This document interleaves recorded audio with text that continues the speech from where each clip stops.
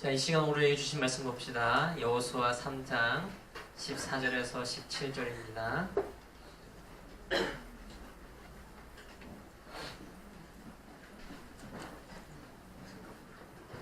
여호수아 3장 14절에서 17절 말씀.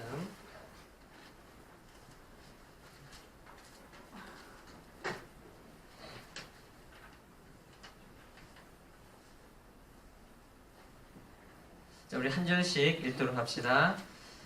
백성이 요단을 건너려고 자기들의 장막을 떠날 때에 제사장들은 언약궤를 메고 백성 앞에서 나아가니라.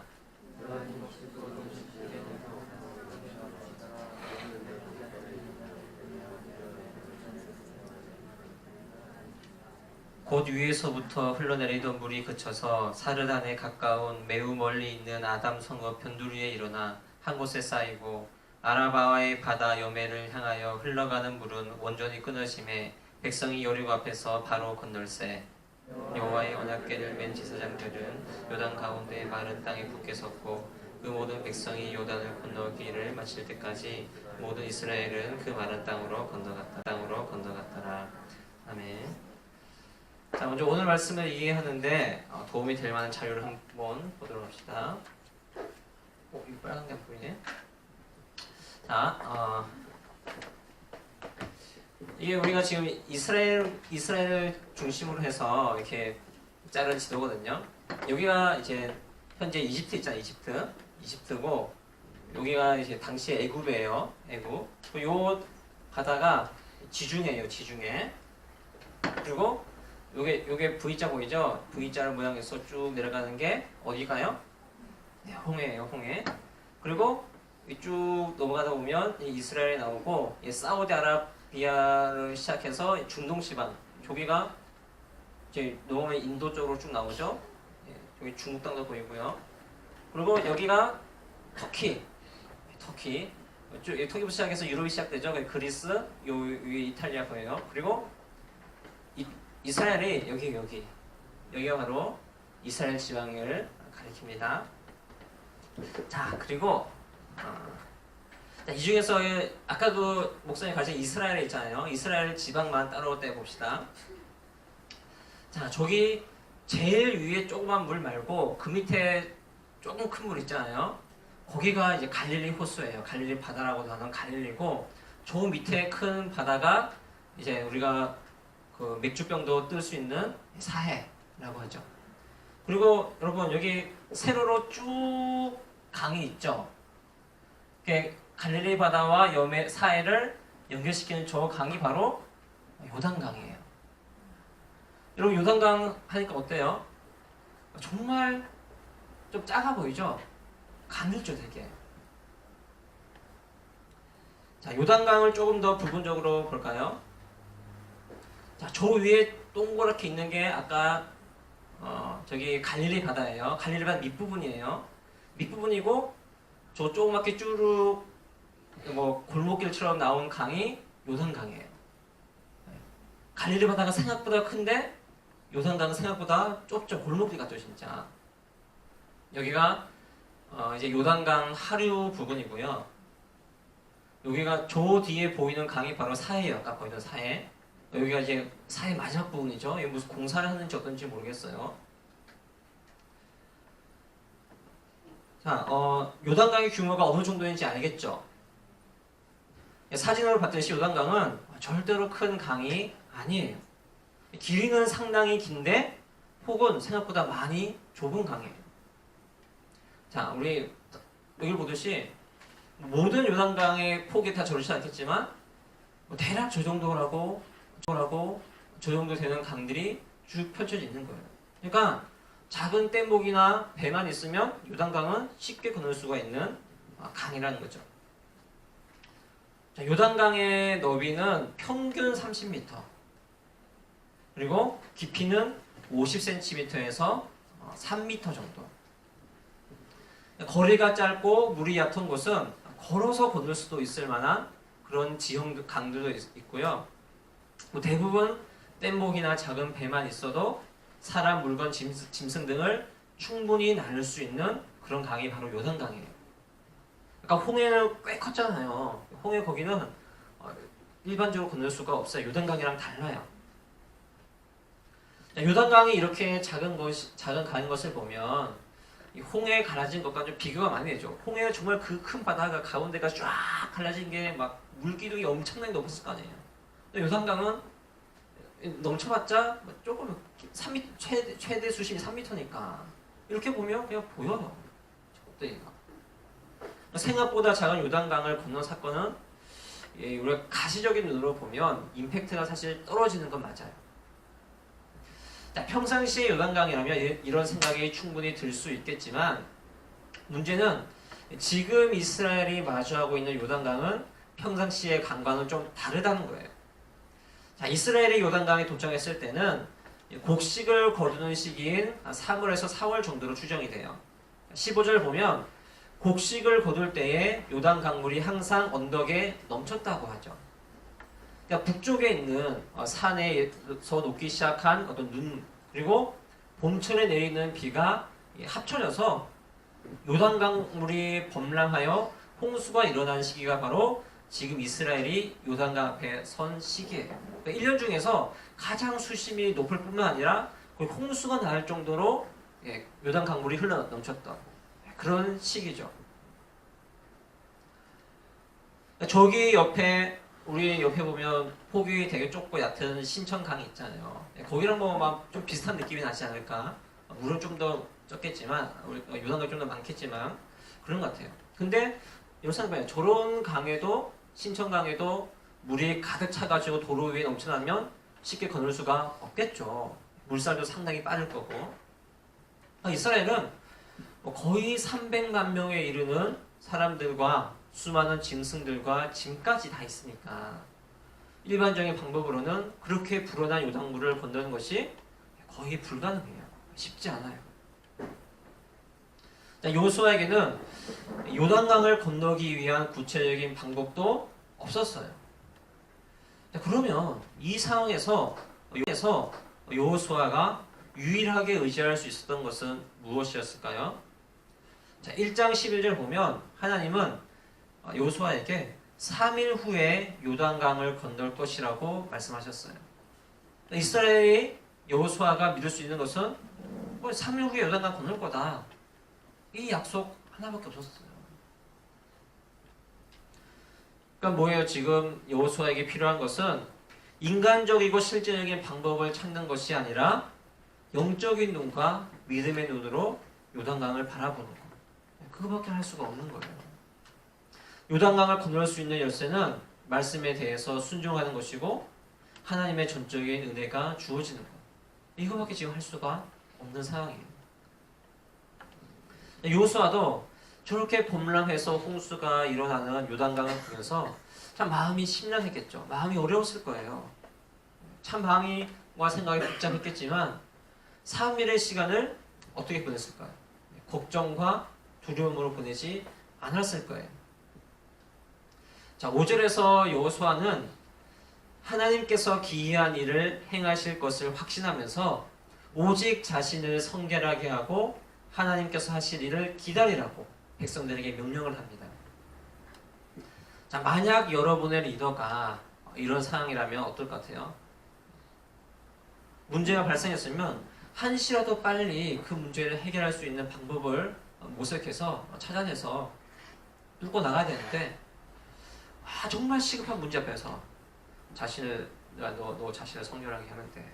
하나님이 기다리면 돼. 이러면 어떨 것 같아요? 아무런 도움이 안 될 것만 같은 이런 명령만 하고 있으니까 불안하고 답답할 수가 있을 거예요. 자, 그러나 여호수아는 하나님께서 명령하시고 원하시는 것이 무엇인지를 분명히 알고 있었어요. 이스라엘에게 요단강을 건너기 위한 실제적인 준비보다 더 필요한 것은 새로운 땅에서 새로운 삶을 살아가게 될 때에 자신들이 하나님의 거룩한 백성이라는 명확한 정체성을 가져야 한다는 것. 이것이 가장 중요하다는 것을 알고 있었습니다. 우리 지난해도 살펴봤지만 가나안 땅은 어떤 젖과 꿀이 흐르는 풍족하고 좋은 땅인 만큼 죄와 유혹이 많은 땅이라고 그랬죠. 찬란한 도시와 문명들, 음란한 문화들이 이스라엘을 집어삼키려고 기다리고 있는 상황이에요. 하나님만 바라볼 수밖에 없었던 광야, 정말 그 사막에서는 하나님만 바라볼 수밖에 없었잖아요. 근데 가나안 땅은 바라볼 수 있는 것이 너무나도 많아요. 그곳에서 살아가기 위해서는 거룩하신 하나님의 백성답게 거룩하게 성결하게 자신을 먼저 돌봐야 했던 겁니다. 우리 고3들 이제 정말 얼마 남지 않았죠. 다음 주 예배 끝나고 다다음 주 예배 되면 전혀 다른 얼굴로 나타날 될 건데, 우리 하은이도 아마 그럴 리는 없겠지만 화장 한번 하고 오면 재밌을 것 같아요. 꼭 한번 해줘요. 지금은 여러분 힘들지만 조금만 있으면 지금껏 누리지 못했던 자유를 그나마 조금이라도 더 누릴 수가 있잖아요. 특히 근데 지금보다 더욱 자유분방한 사고와 환경과 또 사람들이 있는 대학에 가면 여러분들이 믿음 생활을 하는 게 더 쉽겠어요, 어렵겠어요? 네, 생각보다 쉽지가 않아요. 내 마음을 뒤흔들 수 있는 정말 대학, 이 자유, 그런 것과 같은 가나안 땅이 여러분들을 기다리고 있는데, 여러분들은 어떤 마음을 가지고, 특히 우리 고3들은 어떤 마음을 가지고 이 20살을 맞이해야 될까요? 여러분 어떻게 여러분이 성인의 삶을 살아갈 거예요? 이전보다 더더욱 예수님을 믿는 그리스도인이라는 정체성을 잊어버리면 안 돼요. 정말 잊어버리기 쉽거든요. 거룩하신 하나님의 자녀로서 해야 할 일과 하지 말아야 할 일을 분명히 분별해야 하고, 또 세상 사람들과는 구별된 말과 생각과 행동으로 살아가야 되겠죠. 근데 그렇게 하기가 지금보다 더 어려워져요. 신앙적인 측면뿐만 아니라 더욱 인격적이어야 하고, 상식이 있어야 하고, 매너를 지켜야 하고, 법과 도덕을 준수하면서 세상과는 다른 삶을 살아야 해요. 그리스도인이라고. 이것이 그리스도인들이 짊어지고 살아가야 하는 삶이에요. 어떤 그리스도인으로서의 의무는 더 많아지는 것 같지만 그것을 지키며 살기에는 더 힘들어지는 게 바로 여러분들 나이가 한 살 한 살 들어가면서 느끼게 되는 겁니다. 이제부터 여러분들의 믿음에 대한 진짜 테스트가 시작된다고 할 수도 있어요. 여러분이 하나님을 믿는 사람이라면 나의 존재의 이유가 하나님의 영광이라고 생각한다면, 내가 그리스도인으로서 그래도 세상 사람들과는 구별된 모습으로 살아가야 한다고 믿는다면, 지금 이 시간부터 여러분의 삶이 여호수아와 이스라엘이 자신을 거룩하게 하며 살았던 3일과 같아요. 여호수아와 이스라엘이 그렇게 우리가 정말 하나님의 거룩한 백성이고 우리가 예수님을 믿는 자라는 그런 생각을 가지고 있지 않았다면 요단강이 열리지 않기 때문이에요.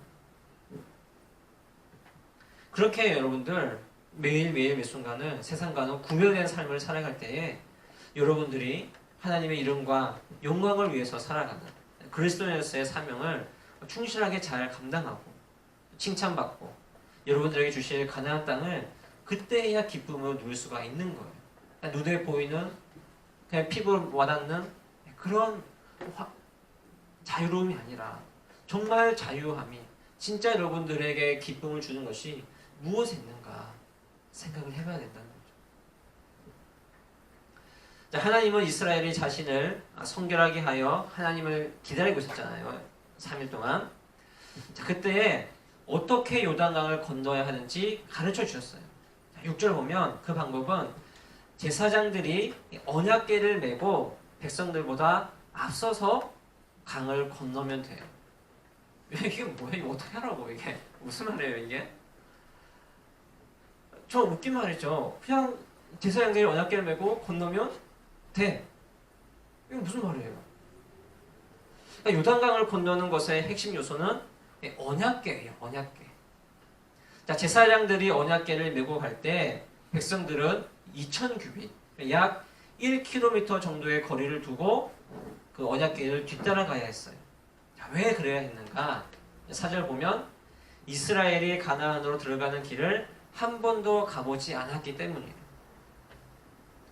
자, 한 번도 언약 자신들이 이스라엘 가나안으로 들어가는 길을 가나안에 가본 적이 없기 때문에 언약궤를 따라가야만 된다는 거죠.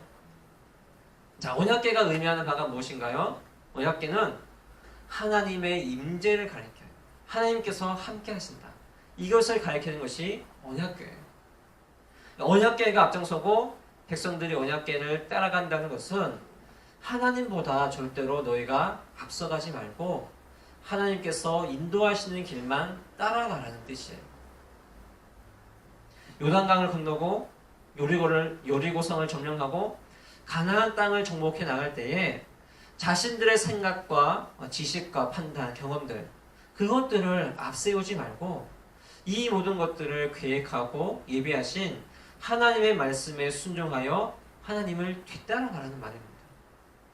그렇게 해야지 젖과 꿀이 흐르는 가나안 땅에 들어가는 길이 열리고 그 땅을 기업으로 받아서 풍족한 삶을 살 수가 있다고 말씀하신 거예요.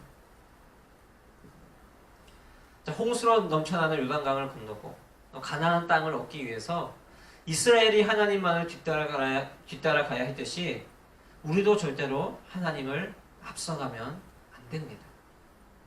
우리의 인생을 계획하시고 주관하시고 다스리시는 하나님께서 열어주시는 길만 따라갈 때에 우리의 삶은 실패가 아닌 성공으로 갈 수 있다는 것을 우리가 깨달았으면 좋겠어요.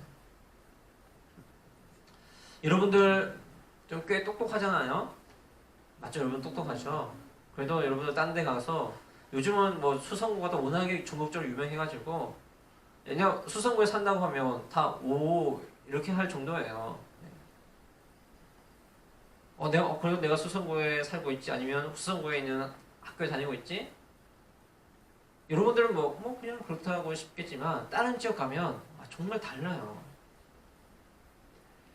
또 고등학생 정도면 이제 내가 고등학생인데 1학년, 2학년, 3학년인데 이제 어른이나 마찬가지지 이렇게 생각을 또 해봤을 거고요. 이제는 근데 아까린 정도는 내가 할 수 있다는 생각을 가지고 살아가는 사람도 분명히 있을 거예요. 자, 이런 생각과 마음이 분명히 여러분들을 잡고 있을 텐데 여러분들이 이렇게 살아가 보니까 정말 내가 원하는 대로 살아가시던가요? 우리 저도 그렇지만 우리 선생님들도 자기 마음대로 되는 일이 생각보다 거의 없어요. 진짜 없어요. 목사님도 이제 내년 봄이면 목사님 내년 4월이면 애 둘을 가진 아빠가 되고 어떻게 하냐 애 둘이래 애 둘 된 아빠가 되고 2년만 더 지나면 이제 올해 끝나고 2년만 더 지나면 이제 목사님도 40살이 돼요. 40살이 돼요 벌써. 예. 또 목사님은 그 나름대로 좀 신중하고 섬세한 성격을 가지고 있고요. 그래도 최소한 내가 죽을 때까지 정말 성숙하고 자라나기 위해서 힘쓰자 이런 인생의 목표를 가지고 살아가고 있는 사람이에요. 그리고 목사님은 여러분들에게 말씀을 따라가라고 막 이렇게 때로는 강하게 말하는 목청을 높이는 목사잖아요. 최소한 교회 안에 밖에 나가면 목사님도 깨갱거리지만 최소한 이 안에서는 우리 좀 똑바로 합시다 그러면 해야 되는 그런 사람이에요. 이렇게 이런 말 하면 되는데 자 하지만 이런 목사님 같은 사람도 하나님을 뒤따라가지 않고 하나님을 앞서가면 어떻게 될까요? 망해요. 피를 보죠. 피를 완전 피 봐요. 이 정도면 됐다. 이렇게 하면 충분히 된다고 생각했는데 내 생각과 판단과 계획을 앞세웠다가 일이 틀어진 경험들이 얼마나 많이 있어요. 인생은 내 마음대로 뜻대로 되는 게 아닙니다. 나이를 먹고 돈이 생기고 힘이 생기고 어떻게 하더라도 자기 마음대로 할 수 있는 것이 생각보다 많지 않아요. 오히려 근데 지금까지 성공하고 잘되고 만족하고 기뻐했던 일들을 보면 어땠는가? 수많은 실패 속에서도 정말 성공했던 그 기업들을 떠올려 보면 그 방법이 오히려 내 모든 것을 다 내려놓고 하나님의 말씀에 순순히 따라갈 때에 내가 앞서가서 내가 어떻게 하려고 했던 것보다 더 좋은 결과들이 많이 났던 것 같아요. 결과뿐만 아니라 더 기쁘고 만족이 더 있었던 것